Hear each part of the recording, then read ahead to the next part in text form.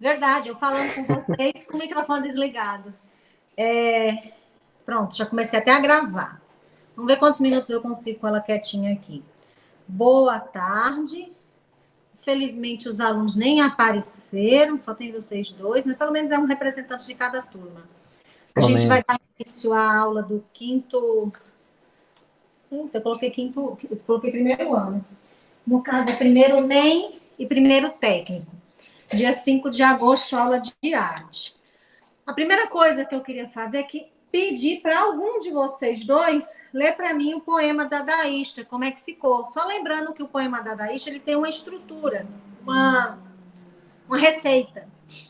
Você pegaria uma revista, um jornal, alguma coisa, cortaria as palavras, misturaria num saco e sairia retirando cada. Leva ela, Latim.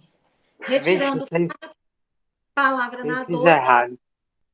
Mas é desse jeito. Ia tirando na doida, que não é doida, é nonsense. E aí formaria o poema. Algum dos dois fez? E não Sim. tinha errado. O que é que tu fez, danado? Totalmente diferente daí. Não adianta nem ler. Mas estava a explicação bem direitinho lá. E Arlen fez? Fiz, eu tô buscando no Classroom, porque eu fiz online. Isso aqui foi mal, errei. Tá, tá ok. Eu aguardo.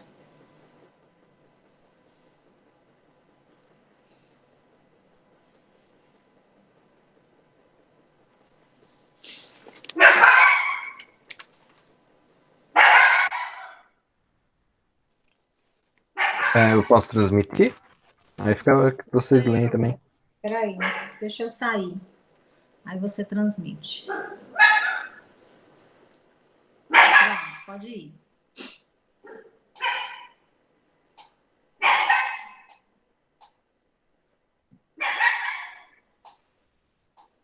Pronto, eu peguei essas imagens aí da internet, tipo, eu peguei umas 4, 5 revistas.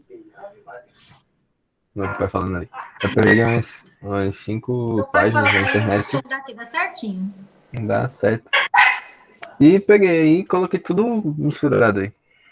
Aí o título, eu coloquei o texto maior e coloquei explosão. Aí eu fui só misturando agora. Explosão, Maestro da Zoeira, Segundo, Beraba, Se Poder, Alemanha, Fotografia, Old School, Tomada, Proposta, Beleza, Encontro, Ninguém Popular, ambos, Jogos de Honestidade, Agenda, Restaurante, A Vazia Semana, Inspira, Bêbado, Polícia, Caixas e a Psicológica. É tudo doido. Não sei. Doido, é nonsense. Mas essa é a ideia mesmo, Yarley. E quando você foi colocando a leitura, eu fui me lembrando, sabe de que a gente vê isso? No WhatsApp. Quando a gente. Não necessariamente no WhatsApp, mas quando a gente vai digitar algo. Vocês estão conseguindo me ouvir, mesmo com a latida? Sim. Se aproxima um pouco, para ver se o som sai mais perto. Aí, quando a gente digita uma palavra, e aí eles dão sugestão, né? O celular dá sugestão. E a gente vai clicando. As primeiras até dá certo, mas aí as outras já vai começando a Depois ficar bagunça tudo. Eu gosto de fazer isso às vezes quando eu tô dando. Não aguento, não. Eu já tô já indo lá de novo pegar ela. Quando eu tô dando os parabéns a alguém. Aí eu começo. Feliz aniversário. Aí ele vai dando as sugestões, sabe? Aí ele vai dizendo o que é que. Aí vem dizendo saúde, alegria, às vezes dá uma coisa sem lógica. E o que ele dá, ele vai me dando ideias de como eu apresentar essa. Como eu criar essa mensagem de parabéns, que eu sou péssima para essas coisas. Eu tenho uma irmã que ela escreve divinamente bem. Ela escreve textos longos sobre a pessoa no aniversário. Eu acho o máximo. Porque ela consegue escrever, além de ser longo, coisas perfeitas sobre a pessoa que está aniversariando. Eu não consigo. O meu não sai do parabéns, muita saúde, bênçãos e alegria. Não sai disso. Aí, às vezes, eu uso esse recurso do WhatsApp. Eu vou clicar, vai aparecendo as Posso sugestões completar. e eu vou organizando para não ficar nonsense, né? Mas às vezes acontece uma coisa desse tipo aí. Deixa eu voltar, sair aí da apresentação, deixa eu voltar para o slide. Deu para entender, Pedro, como era a proposta Deu, da poesia dadaísta? eu entendi. Desculpa Pronto, aí pelo erro. no problem. Aí a gente tem a correção do livro, da página 43, que era para falar sobre John Cage. Eram 4 alternativas sobre a obra dele. Lembrando que John Cage foi aquele que fez uma... É do 4 minutos e 33 segundos, né? De silêncio. Que era o... E que tem as partituras todas doidas lá. Pronto, também. Tem. Também. Muito bem. Primeira pergunta, Daiane chegou. Primeira pergunta, na letra A. Como podemos caracterizar a obra de John Cage?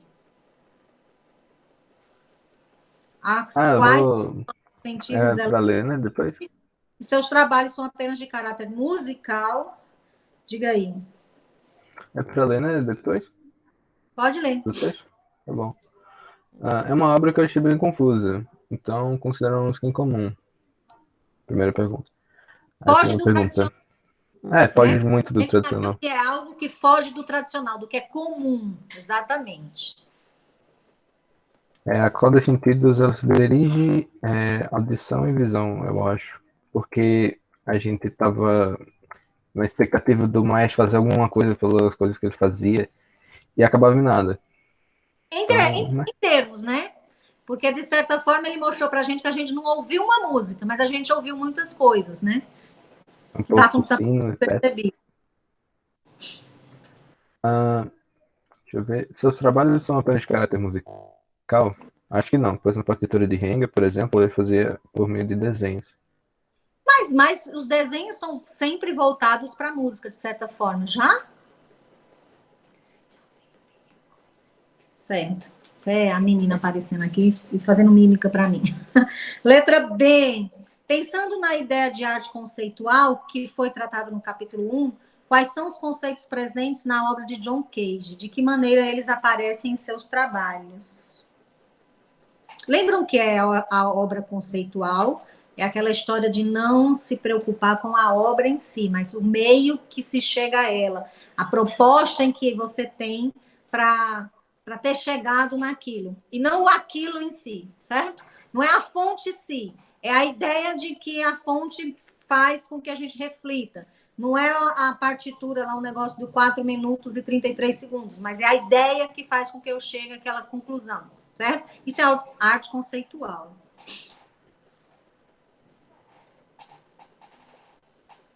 Alguém? Letra B? Algo totalmente fora do comum. Em suas músicas, tínhamos a expectativa de que algo iria acontecer e acontece alguma coisa diferente que eu não falei agora, nessa segunda pergunta. Vocês têm a memória melhor do que a minha, faz muito tempo que eu dei aula a vocês, mas foi John Cage que fez aquele instrumento horrível de se ouvir? Acho que não. Quem lembra o nome dele? É um nome muito doido lá, deixa eu ver. Deixa eu também pegar aqui o livro para ver. É porque a arte Não, bem esquisito. conceitual, ela busca o diferente. Ela não quer trazer, não quer seguir o normal, o tradicional. Ela quer o diferente. Tá? Então, as obras de John Cage, ela tem essa ideia. Ele não queria ir para um espetáculo apenas tocar uma música comum, seguindo as partituras que geralmente se seguem. Ele queria algo inovador. Então, nada mais inovador que nem tocar, né? Ah, meu Deus. Não, é Luigi... Achei. É Luigi Russolo, o nome do cara, que fez um instrumento doido. Olhei agora, porque eu fiquei em dúvida se era John Cage. O nome é muito doido do instrumento. Letra C. Como você acha que a maioria das pessoas se relaciona com a música? Ouvimos pelo prazer ou para pensar? Ou os dois juntos? Como nos identificamos com uma música e elementos nos atraem? Isso é bem pessoal. Como você acha que a maioria das pessoas se relaciona com a música? Como algo para relaxar, se divertir, dar uma energia no dia, para fazer alguma atividade, entre outras funções. Ouvimos pelo prazer ou para pensar, ou os dois juntos? Acho que depende da letra da música ou do ritmo que ela traz. Sim. Como nos identificamos com uma parte, com uma música e que elementos nos atraem? Depende, pois cada um tem um gosto musical diferente. No meu caso, depende do meu humor.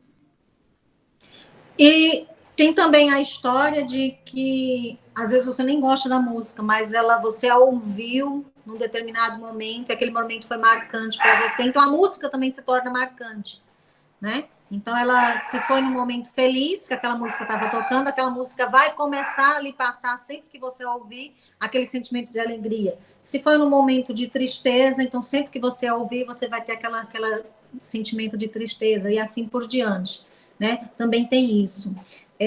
A música, dependendo, como você disse, do humor e da música, você pode ouvi-la para ficar mais contente, ou você pode ouvi-la para ficar mais triste. Então, tem gente que está com raiva, vai ouvir música, está feliz, vai ouvir música, está triste, vai ouvir música, né? Então, depende do estilo da música e depende do seu humor, mas ela sempre está ali relacionada a você. É impossível, mesmo que a gente não queira, a gente não ouvir música. A gente vive num mundo... Meus vizinhos aqui adoram ouvir música e cantar. Embora até que eles estão se acalmando, mas tem momentos que eles estão cantando uma música que você ri demais, não é nem da música, da forma como eles cantam. E às vezes são músicas legais, que você acaba cantando junto, às vezes músicas chatas, que você diz, meu Deus, desliga esse som que eu não sou obrigado, e assim vai, né? Mas é impossível você viver no mundo sem música. As relações com os vizinhos aí. Muito boa. As relações com os vizinhos, é ótimo. Eu não aguento, eu mando mensagem para meus meninos. Minha casa é grande, às vezes eu estou no canto, meu Deus, o que é isso, João Vitor? Ela disse, mamãe, não tem condições, não. Letra D, você ouve música instrumental? Todo mundo sabe, né, o que é música instrumental, porque eu sei. E se eu sei, todo mundo sabe. Já sabem que o meu relacionamento com música e com arte é ótimo. Mas eu acho que todo mundo sabe o que é uma música instrumental sem ser cantada, né? Só tocada. Como a música instrumental é percebida? Como ela é percebida? Deixa eu ver. Se você conhecer o som do instrumento, logo você o percebe sendo tocado, que é aquela parte lá dos timbres. Sim. Sons e notas musicais podem mexer com a nossa percepção, como podemos interpretá-los? Eu não interpreto de jeito nenhum, não percebo nem a diferença quase dos instrumentos, e muito menos mexem com a minha percepção, porque eu não entendo nada. Só digo assim, a música é boa, a música é ruim, pronto. A música é chata, somente. Sons e notas, podemos interpretá-los como uma receita complicada, que com os ingredientes certos fica algo muito gostoso.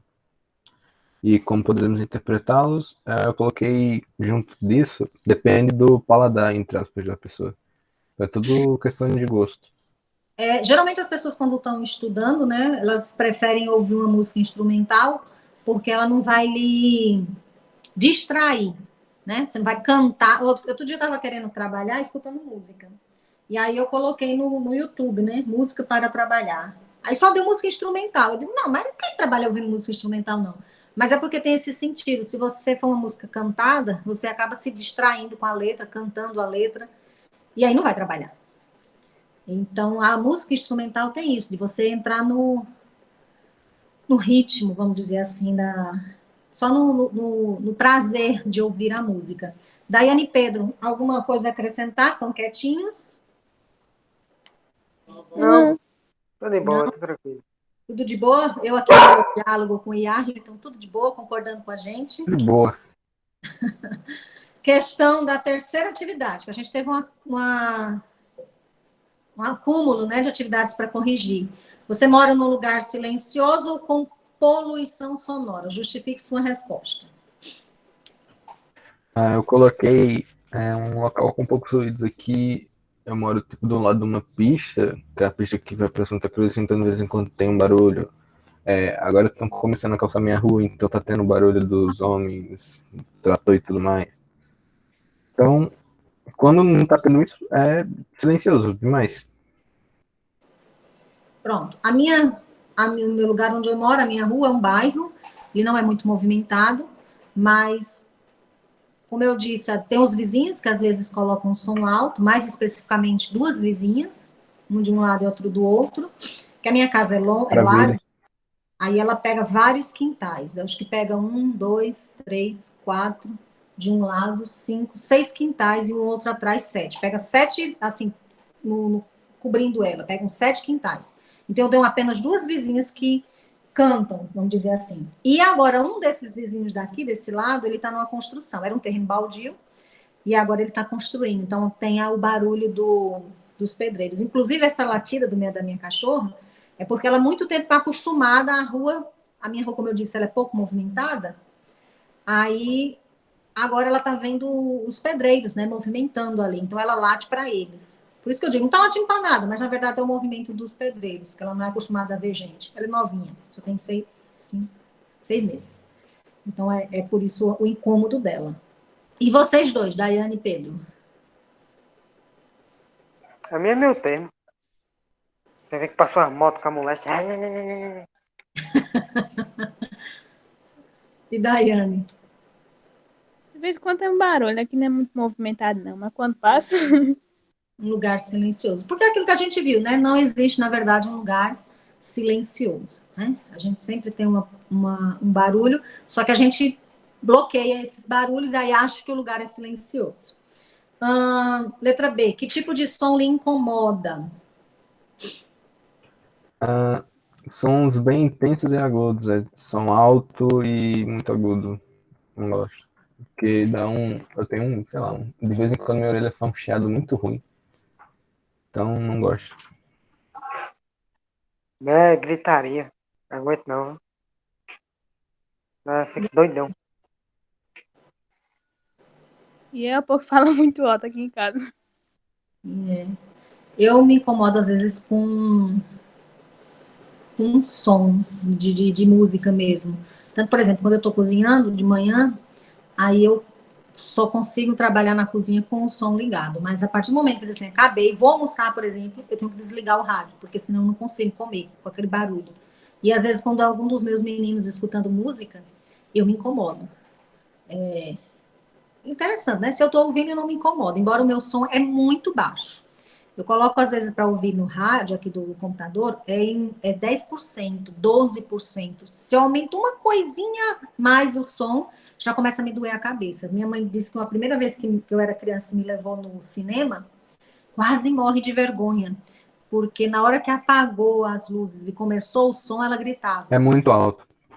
Eu gritava, abaixa o som, acenda a luz, porque é muito alto o som do cinema. E eu era, por certo, muito nova, mas ela disse, eu nunca gostei de barulho, nunca.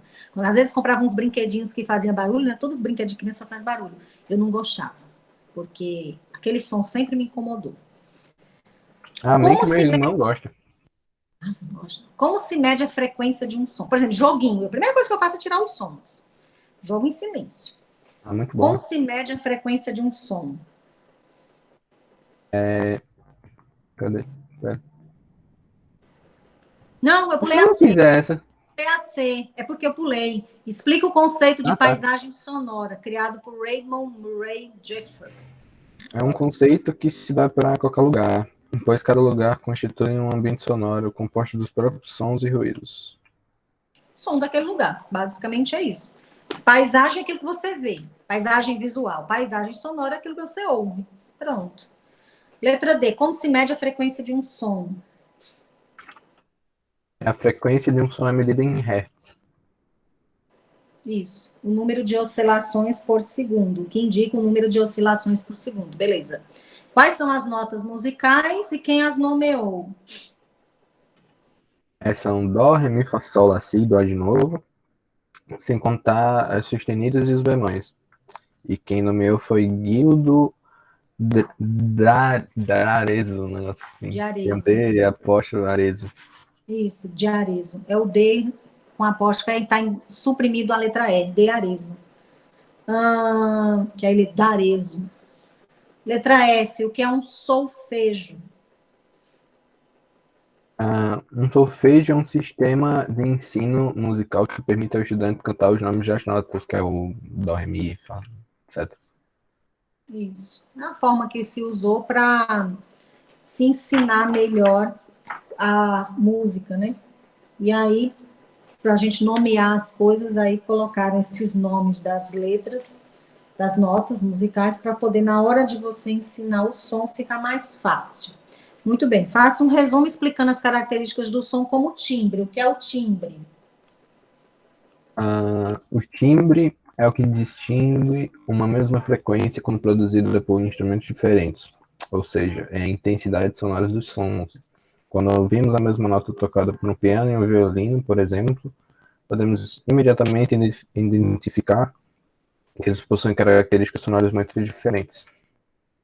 Pronto. Como eu gosto de dizer, é o nome da voz, a assinatura, é o que diferencia, né, um som de outro. Duração.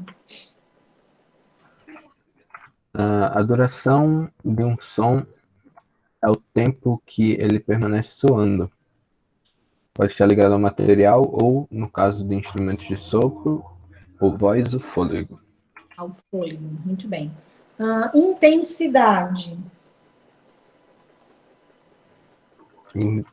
Cadê? A intensidade do som é o volume, ou seja, a força com que o instrumento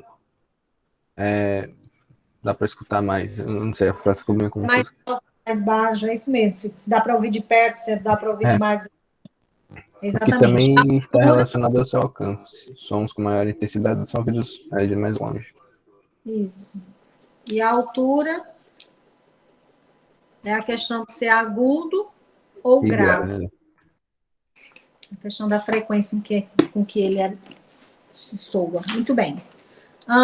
Segundo bimestre, prestem atenção, a gente iniciou os estudos no segundo bimestre na página 24, onde fala de elementos da linguagem visual, e o último conteúdo que a gente vai ver, que vai terminar hoje, é esse desse, eu acho tão engraçado, porque toda vez quando eu olho esse nome, Mercer Cunningham, eu penso que é uma mulher, mas é um homem. Então, é o último conteúdo que a gente vai ver agora no segundo bimestre. É esse homem e a dança contemporânea. Ele é uma pessoa muito, muito, muito importante na dança, na história da dança. Então, da página 24 a 59 são os conteúdos vistos durante o segundo bimestre. Quinta-feira, dia 2, eita, meu celular vai já descarregar. Quinta-feira, dia 12, desculpe, eu não vou dar aula, vou deixar esse tempo para vocês colocarem as atividades em dia, porque a gente vai terminar o bimestre. Então, vou dar esse Aproveitar para jogar.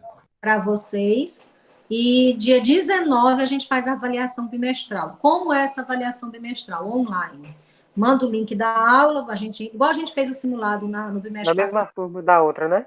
Isso, mesma coisa da outra. Entra na aula, aí eu mando o link, vocês respondem, qualquer dúvida, tira, pesquisa no livro, é óbvio que você está com o livro aberto, pode pesquisar, e aí quando concluir, é só preencher a frequência da aula e aí pode sair, tá? Então é bom vocês irem já colocando as coisas em dias, porque prestem atenção, eu tô muito preocupada com essa turma, porque tem alunos que assistiam a aula. Que é isso, Yarley? Vou explicar no chat. Tá. A gente tem muitos alunos que não estão assistindo a aula e vale 3 pontos a frequência das aulas. Vale 3 pontos. Olha já. Deixa eu salvar o link, porque depois. Apesar que fica salva no link. O chat fica salvo na gravação, depois eu olho. E abro já, para olhar. Esqueci o que eu estava dizendo. Sim, vale 3 pontos a frequência de assistir a aula, vale 3 pontos as atividades e vale 4 pontos a prova. Então, eu estou me preocupando com esse povo que fazia alguns dias que não assistia a aula. Hoje, como eu disse, a gente vai falar um pouquinho sobre música experimental. Está na página 54 esse conteúdo. Música experimental é uma tendência inovadora da música contemporânea, surgida na primeira metade do século XX, que desafiou as concepções tradicionais e extrapolou os limites popularmente conhecidos. A gente viu até agora, desde as artes visuais, que foi do primeiro bimestre, até esse bimestre relacionados à música, tudo que se vê é justamente desafiando, indo contra os conceitos que já existiam sobre arte. O termo música experimental não descreve exatamente um gênero ou um movimento artístico organizado. É uma designação sobre a qual podemos relacionar uma série de diferentes tendências. grupos ou mesmo artistas que individualmente pesquisam e trabalham a composição e a produção musical fora dos parâmetros estabelecidos pela tradição ocidental até o início do século XX, como tonalidade e harmonia, por exemplo. Nesse contexto, a palavra experimental significa que os adeptos dessa tendência buscam ampliar as possibilidades de criação musical, trabalhando não apenas com o que está consolidado pela tradição. E, na verdade, é o correto. Se você ficar sempre em cima daquilo que todo mundo faz, as coisas vão chegar um momento que vão perder a graça. Você não vai descobrir novas coisas. Na verdade, muitas das coisas que apareceram não foram inventadas, elas foram descobertas ao acaso. Se você for estudar ciências, vai se ver que muita coisa não foi o cara que inventou. Ele descobriu por um acaso, sem querer. Então, geralmente, isso também deve acontecer na arte. Se você ficar fazendo aquilo que todo mundo faz, cantando, tocando do mesmo jeito que todo mundo toca, vai chegar um momento que as coisas se perdem as graças. Então, o legal é o tentar, é o diferente, é o surgir, né, de novas ideias. Geralmente, as bandas experimentais possuem instrumentos pouco conhecidos, modificados ou utilizados de maneiras inovadoras, para causar efeitos inéditos no som obtido. Esses sons são trabalhados de maneiras não convencionais, muitas vezes misturando gêneros musicais, como acontece ao mesclar música eletrônica e música clássica, por exemplo. Isso acontece muito. Tem o Mangue Beat, né, que foi um estilo musical que foi dessa mistura de vários gêneros, que aí vai surgindo novos tipos musicais. Além de instrumentos musicais, a música experimental também pode ser formada por sons e objetos e efeitos diversos, de acordo com a percepção do compositor. Um dos mais conhecidos, dos mais populares compositores de música experimental foi o estadunidense Frank Zappa. No começo de sua carreira, o artista apareceu em um programa de televisão em que apresentou sua composição Playing Music, na qual usou os sons obtidos ao girar as rodas de uma bicicleta. Eu achei o máximo quando eu vi isso, porque eu acho que todo mundo que teve infância, em algum momento da sua infância, você colocou plástico ou papelão na roda e saiu andando para ver o barulho que ele faz. Pagava o pneu, viu? Esse Porque negócio. isso eu fiz, meu filho fez, minha filha fez. Eu acho que todo mundo, um dia que teve bicicleta, já fez isso. Colocar aquele copinho plástico, Copinho de né? plástico. Copinho plástico, exatamente, um papelão. E aí você vai andando e ele vai fazendo uma zoadinha. Aí o cara, quer dizer, fez isso num momento, né? E fez sucesso, né? Foi revolucionário. O irreverente Frank Zappa, tá? Aqui a foto dele. Eu tentei trazer alguma coisa sobre ele, mas só tem música, álbuns. E aí eu digo, não vou levar não, porque aí a gente tem que ouvir uma música todinha. Eu queria algum tipo de documentário, mas não achei. Todas as reportagens, as coisas que também eu achei, foram em inglês. Aí não tinha como trazer. Ele teve uma bem-sucedida, ele já faleceu, teve uma bem-sucedida carreira no cenário mundial da música como guitarrista, cantor e compositor de rock. Menino, a última música que ele tocou, a última entrevista que ele deu, estava com a barba, que vocês não conseguem ver, mas bater aqui nos peitos, a barba dele bem branca, bem grande. Suas composições eram irreverentes, bem-humoradas e plenas de experimentações e inovações musicais, como a utilização de ruídos, equipamentos eletrônicos e técnicas vocais alternativas. Ele também compôs sinfonias e arranjos orquestrais para suas músicas, que ele mesmo regeu. Com sua banda The Mothers of Invention, Zappa é até hoje uma das principais referências e influências para muitos músicos e bandas de rock do mundo. Aí aqui tem o cara, ó, com a bicicletazinha e colocou até de ponta cabeça, colocou aqui um negócio na roda para fazer o barulho. Seguindo a influência de John Cage, que já havia se apresentado na televisão, executando um concerto, no qual explorava sons tirados de objetos e recipientes cheios de água e chaleiras com vapor. Também é interessante essa história do barulho que a chaleira faz. Dependendo da quantidade de água que ela tem, ela vai fazendo um barulho diferente. Aí o cara tem essa preocupação de fazer esses testes, né? E criar uma música, uma melodia com esses barulhos da chaleira, que cá entre nós é um barulho horrível.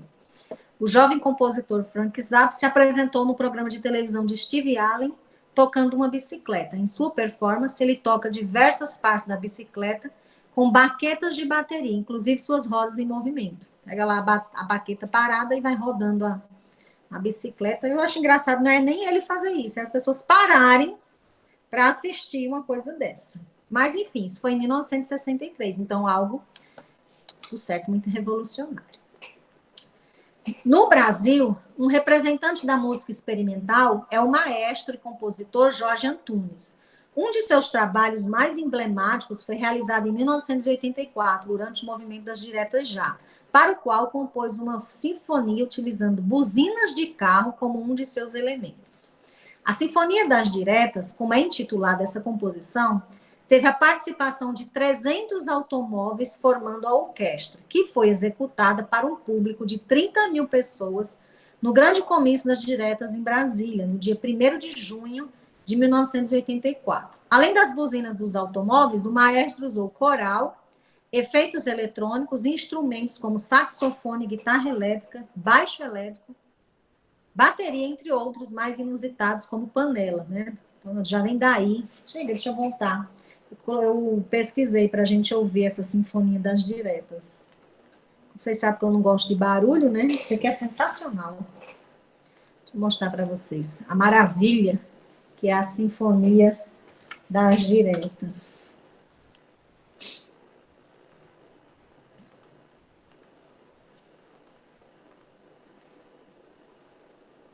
Tem só o som, tá?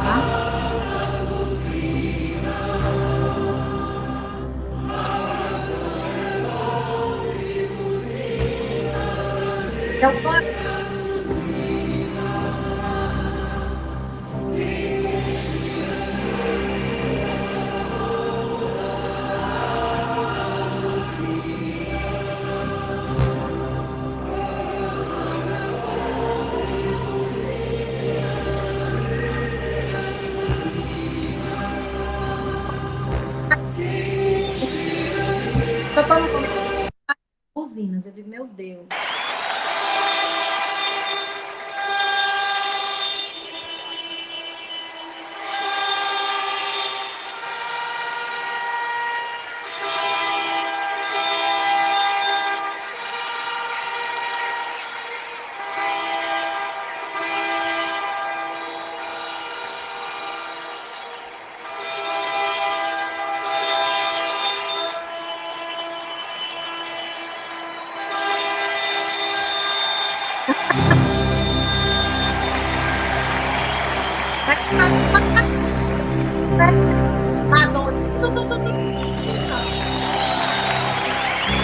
Bom, são 41 minutos de música, Jesus.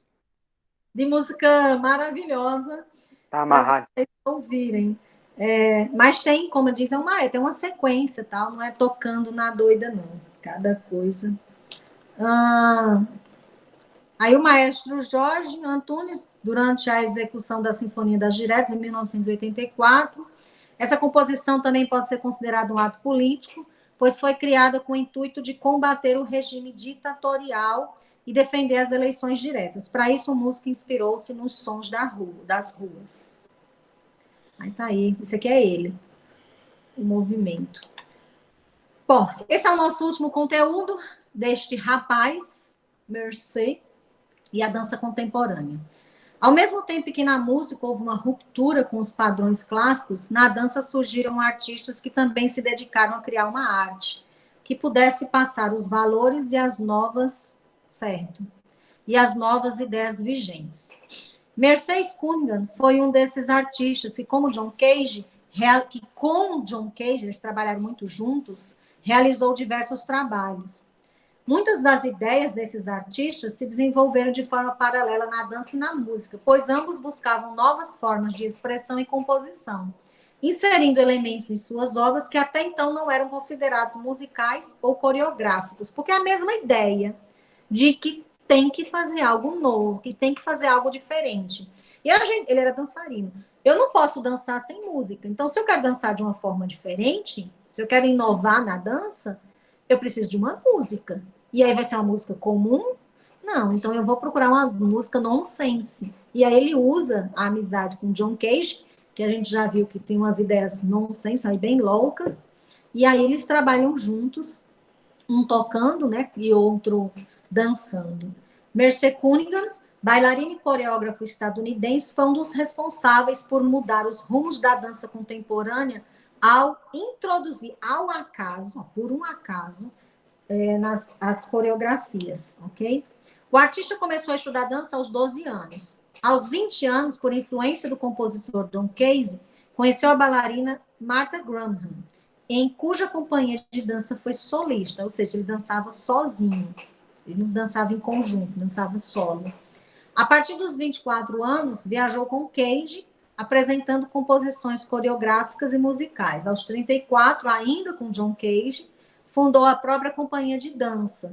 Aí tem o nome dele, Merce Cunningham Dance Company. Para Cunningham, a dança é um movimento natural, sem finalidade específica, em que não se busca um encadeamento lógico de movimentos, mas sim explorar os elementos fornecidos pelo acaso.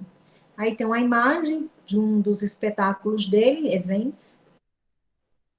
Não estou ligando. Um espetáculo de dança. Nesse espetáculo, por exemplo, a coreografia era realizada inteiramente sem intervalos e consistia na apresentação de danças completas, trechos de danças do repertório do grupo de Cunningham, muitas vezes em novas sequências, com coreografias criadas para performance em lugares específicos. Eram combinações e recombinações com inúmeras possibilidades de diferentes ações separadas, acontecendo todas ao mesmo tempo no palco. Não eram únicas. Cada um fazia uma coisa diferente ao mesmo tempo ali. Não tinha uma pausa, uma sequência. Uma experiência inovadora para a dança que quebrava com a concepção da coreografia como uma obra fechada. Um evento pode ser acompanhado por música, não necessariamente associada à dança, ou composta especialmente para ela. E normalmente dura de 60 a 75 minutos ou de 20 a 40. É uma experiência de dança e improviso ao vivo. Então, eles não ensaiavam para fazer esse espetáculo chamado event. Cada espetáculo era diferente, porque ele era feito ao... O que você estava com vontade de fazer no momento? O formato foi desenvolvido por Cunningham para ser apresentado em espaços não tradicionais, ou seja, não no palco de um teatro. A primeira apresentação de um evento aconteceu em Viana, na Áustria, num museu, e essa peça, evento, também foi apresentada em exposições de artistas da época, como Andy Warhol e Robert Rauschenberg. Em Second Hand, uma coreografia de 1969, com partitura para piano de John Cage, o Cunningham buscou representar a solidão de um homem diante da morte. Nas apresentações desse espetáculo, ele realizava um longo solo no palco, seguido de um dueto, para, na última parte, ter um caminho lento através de um coro de dançarinos. A técnica contemporânea expressiva do coreógrafo apresenta, com movimentos longos e lentos, emoções profundas criadas dentro de uma rigorosa estrutura coreográfica.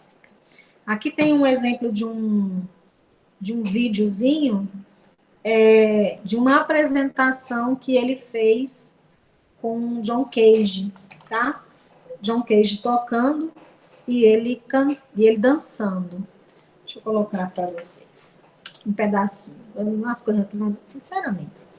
Umas coisas, nossa, que apresentação bonita de se ver.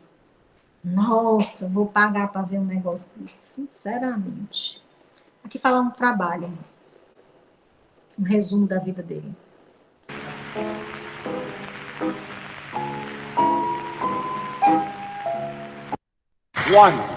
One, two, three, one. One, two, three, one.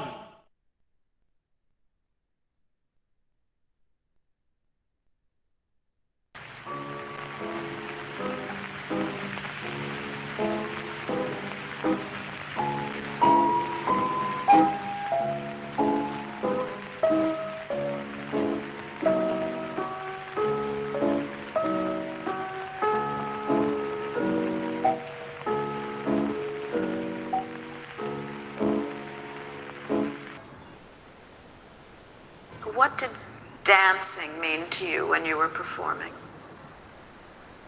It's what I was doing. and I always hoped I was doing it as well as I could.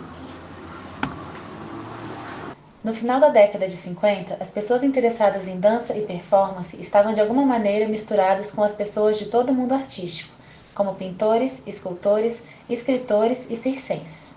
Esses encontros eram chamados de happenings, que não eram propriamente espetáculos de dança, mas eram shows que reuniam várias manifestações artísticas. O que colocavam aquelas pessoas juntas era simplesmente uma vontade de reagir a qualquer coisa que fosse bonitinha, convencional ou tudo aquilo que estivesse em voga no momento. Os artistas estavam tão imbuídos com esse propósito e tão dentro do seu próprio mundo que a plateia era formada por eles mesmos, seus amigos e alguns curiosos. Dentro desse movimento, Merce Cunningham firmou algumas parcerias, entre eles Robert Rauschenberg e John Cage, para quem começa a coreografar.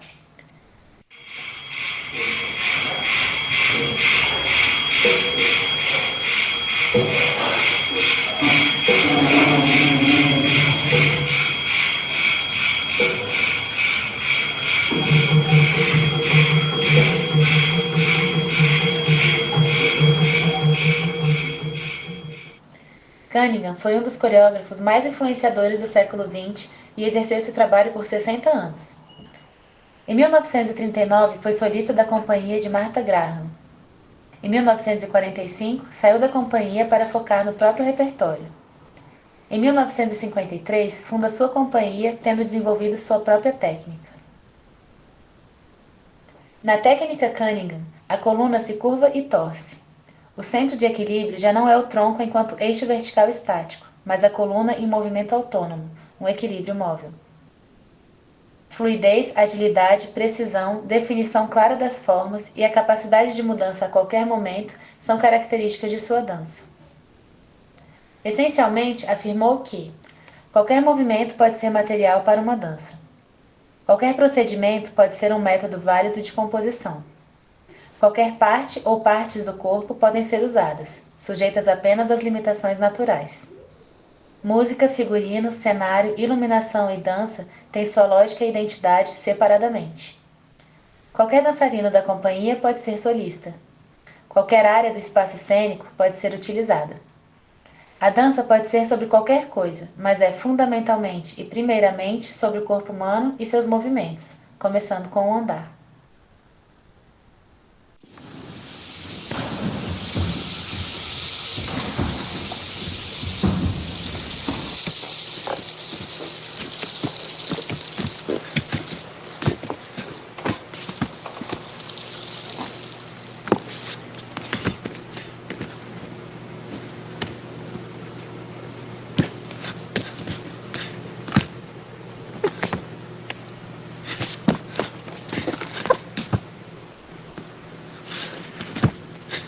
Embora sua coreografia fosse construída sobre uma base técnica sólida, a grande mudança proposta de fato foi no processo criativo e na estruturação da cena. Os efeitos da adoção do acaso como método coreográfico vão em todas as direções. Dentro de qualidades estruturais firmes, as escolhas das sequências de movimentos poderiam ser feitas através do cari-coroa, de um diagrama em Xing ou de sorteios aleatórios. Do you think that what you have to say to us is in the work itself? Yes. It's not outside of it. What you're looking at is what it is.